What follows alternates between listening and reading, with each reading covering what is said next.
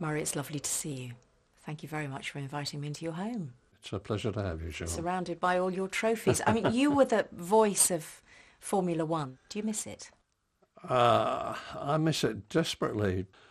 I did my first Grand Prix commentary in 1949, so I'm into my, if my maths is right, I'm into my 63rd year of broadcasting now. Do I miss Formula One? Yes, I miss it desperately, but you can't go on forever. Do you watch it?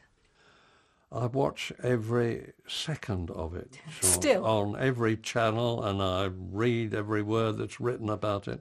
It's in my blood. I started my life as the son of a professional racing motorcyclist who was very successful, Graham Walker. He won the TT in the Isle of Man, and so I was born into an atmosphere of motorsport, and I was either going to love it because my father did it or loathe it because my father did it, and I adored my father, and I wanted to be like him.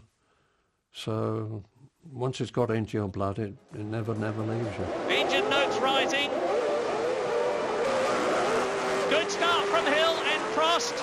And it looks to me like a clean start for everybody at the back. Prost is challenging Damon Hill as they come up into the right-hander. What is it that gets into your blood? Is it the love of adrenaline? I think short of being involved in a war, you probably get more adrenaline from sport than anything else. And whilst I'm certainly not knocking other sports, they're all interesting and exciting in their way. To me, motorsport is the greatest of all. It's an element of danger in it, of course, which most other sports don't have. And it's the speed, and it's the camaraderie of the people that you're with and working with.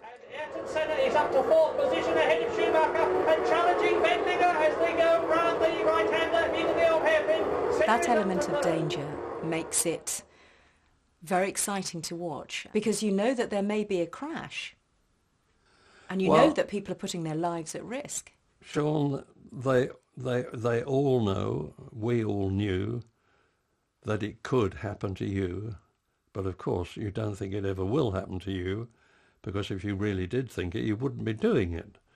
But they all get into their cars or on their bikes with the knowledge that at best they could be hurt, and at worst they could be killed. But you put that to the back of your mind and you get on with it, because the lure of going fast and beating the other person is extreme. We've talked about the risks of Formula One. Of course, when you think about Michael Schumacher, ironically, he was very, very badly injured away from the track. Well, what could be more tragic? I mean, Michael Schumacher had spent, I don't know, at least 20 years of his young life risking his life every time he went to work, and when he gets in the car he's going to work. 7 times a world champion, much admired. He retires from motor racing, goes skiing for a bit of fun, and that's what happens. But I feel that the moment that you stop people from doing something dangerous, provided they don't endanger the lives of other people, the moment you stop that, humanity is in trouble, I think. I think you have a very interesting view on risk and mortality, if I can say that, because I suppose of your father and because he was a risk taker, and because you've seen so many people that you know, not just in the war but also in the profession you chose to go into, have serious injuries and crashes.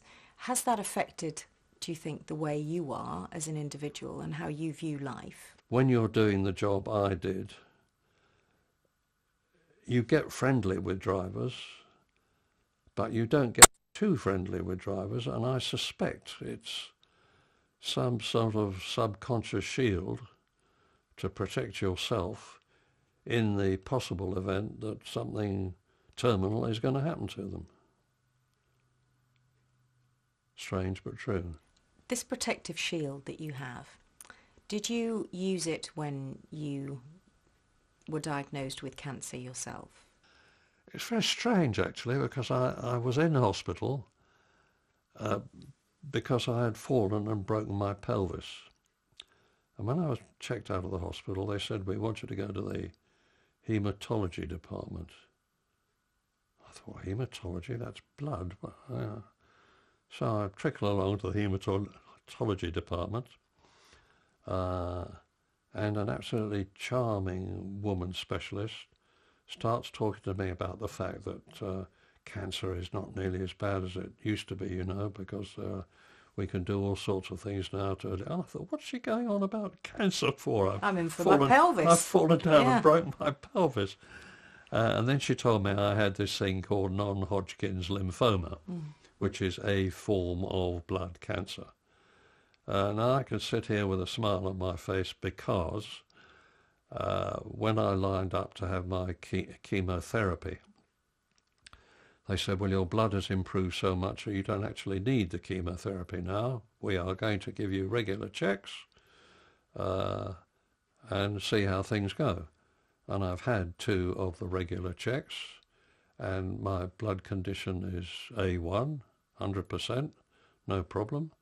And they say, with luck, you can go on for the rest of your life like that. Do you have quite a fatalistic attitude when it comes to life and death? Yes, yeah. Where we came from and where we're going to, I don't know. And nobody knows, actually.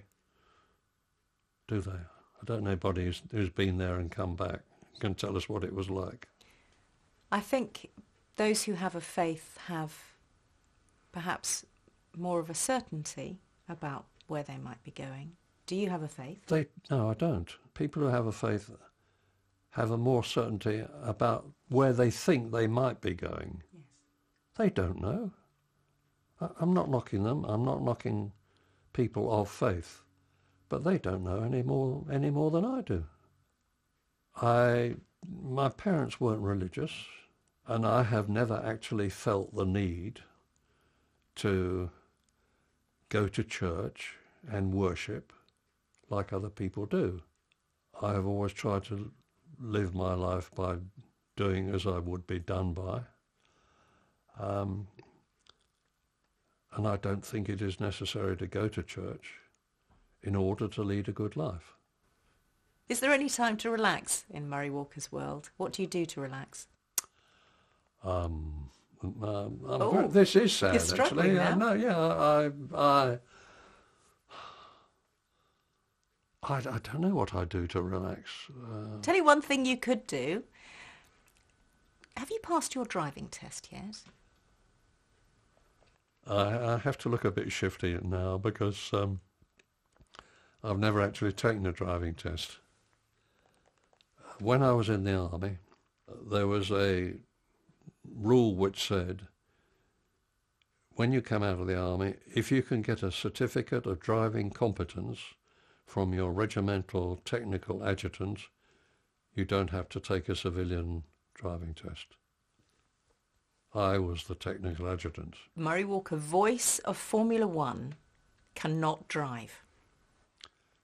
There's what correlation is there between having a driving licence and being able to drive? I vigorously refute your outrageous statement. You mean he's not legally entitled to drive? He's not legally entitled to drive. Maybe that's something you could do. Would you take your driving test now? I see no need to take a driving test. I, like all men, regard myself as a proficient driver. Murray, it's been lovely talking to you. Thank you. Thank you very much. Thank you.